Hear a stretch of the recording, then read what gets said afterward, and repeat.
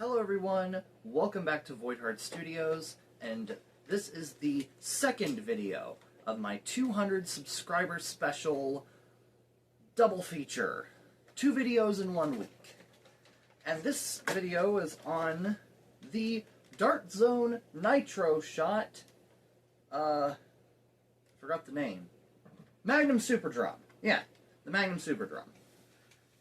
This is a remade version of the old Dart Zone Magnum Superdrum under the Nitro Shots line.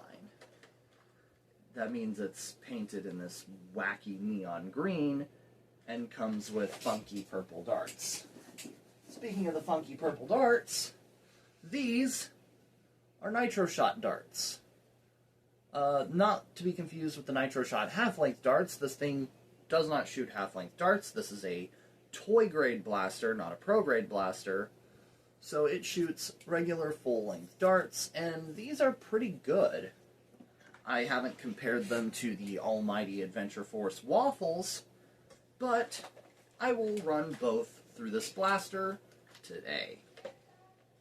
So anyways, let's take a look at our front-to-back overview. Up at the front is the barrel. There is no end strike barrel lug on this blaster, and it is not compatible with any of the Dart Zone Pro scars. Up at the top here you have your iron sights, which is cool, I guess. You can get a sight picture on it. There is no rail. Like, you figured it at least, like, I mean, not have a full-on pick rail, but at least have, you know, just a regular Dart Zone rail like the Villainator does, or like the Spectrum does.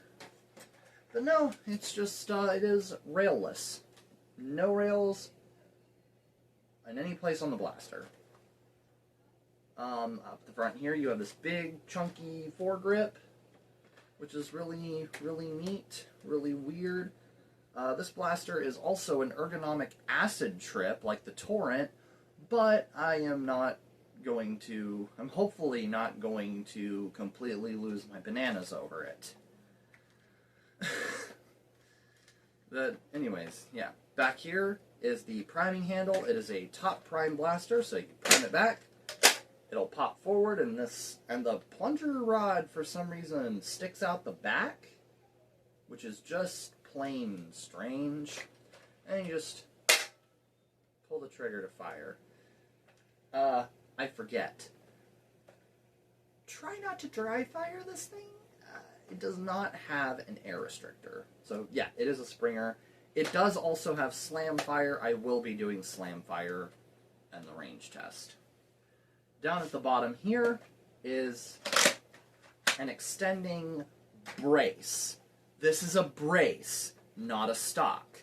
You can use it as a stock, but it's really meant to be a priming brace for slam fire. Because this is such a heavy blaster, and you've got both your priming and firing hand on the back, when you go to prime this thing, the front of the blaster just starts to go everywhere, unless you, like, really grip it, and that just kind of hurts because of the plastic filleted grip. So having this allows you to brace it against your shoulder or your arm to have some better firing control when you're slam firing. And yeah, that is pretty much it. Oh, yeah, also, if you need to, I mean, it's good for ease of loading, but you can pop off your 40-round cylinder. This is a 40-round revolver-style cylinder. So very similar to the Villainator, which also has a 40-round cylinder. But instead of being a double-stack alternating cylinder, it's just a single cylinder. So neither of these cylinders are actually compatible with each other because the blasters operate in such different ways. And I believe them to be equals, even though the Villainator kind of has a slightly more convenient priming system. Because they cost the same amount of money. They both cost somewhere around 20 bucks. It's just basically, do you want this or do you want this? That's about it. So yeah, this costs about 20 bucks. You get the blaster, 40 darts. That's a pretty good price for a Springer of this capacity. 40 darts. And yeah, they pulled an old Nerf where they just gave you enough darts to fill the thing once. But you still get 40 nitro shot darts. And they sell the nitro shot darts in big 200 refill packs for slightly more expensive than Adventure Force waffles. They're about $12 compared to Adventure Force's 10 for 200. So yeah, let's take this outside and let's see it shoot. Alright, we have 20 nitro shot darts and 20 Adventure Force waffles loaded up in here. And alright, here we go. First 10 nitro shot darts will be just regular firing.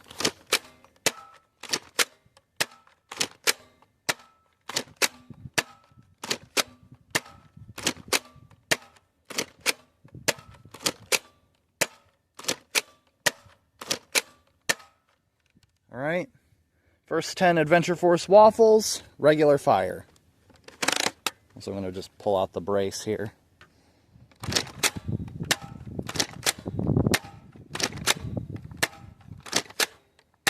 I got a bit of a crosswind going on, I think.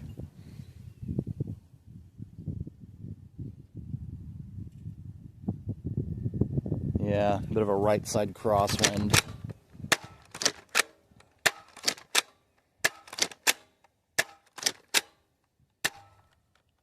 Oh, one more. All right. Now we have 10 nitro shots. Now we're going to blow the rest of our load here, slam fire. Actually, you know what? I'll take... The first 2 shots will be an angled shot. Or the first shot of each one will be an angled shot. So angled shot, nitro shot. And then nitro shot, slam fire.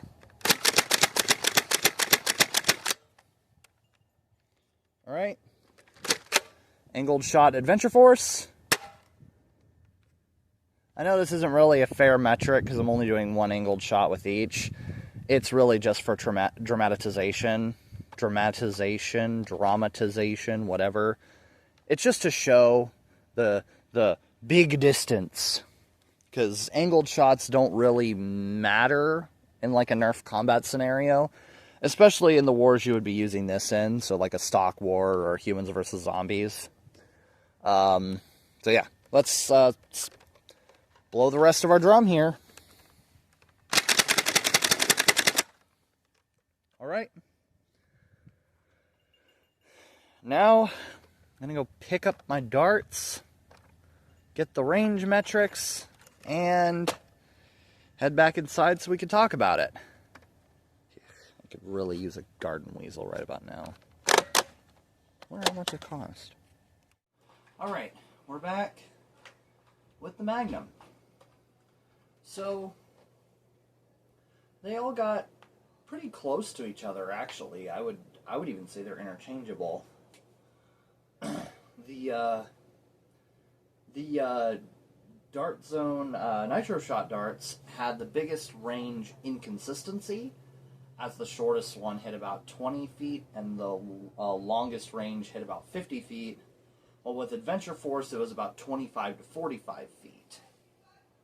The angled shots, the Adventure Force dart went a lot farther on the angled shot than the Dart Zone Nitro Shot dart, but you're not really going to be tagging anybody with an angled shot because it's a lot more practical to just beam them from from like this rather than trying to lob a shot to hit them.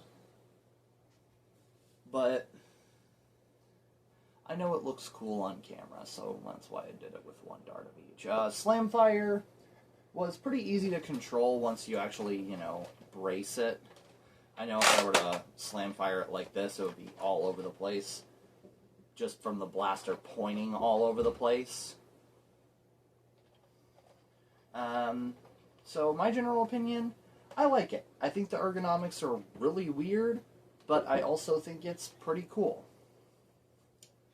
The stock brace thing is weird, and if you want to remove it, that's just one screw here, and it's gone, I think.